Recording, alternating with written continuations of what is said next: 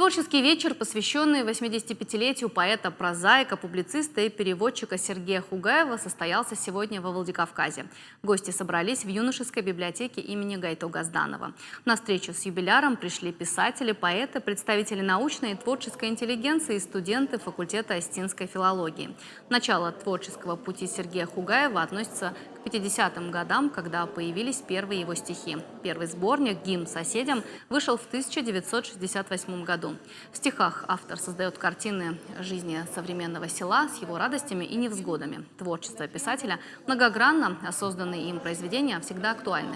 Сергей Хугаев отличается активной гражданской позицией и патриотизмом. Сейчас готовится книга в издательстве, называется «Колыбель Коста». Вот я считаю, что это будет книга, о которой можно просто неприятно говорить.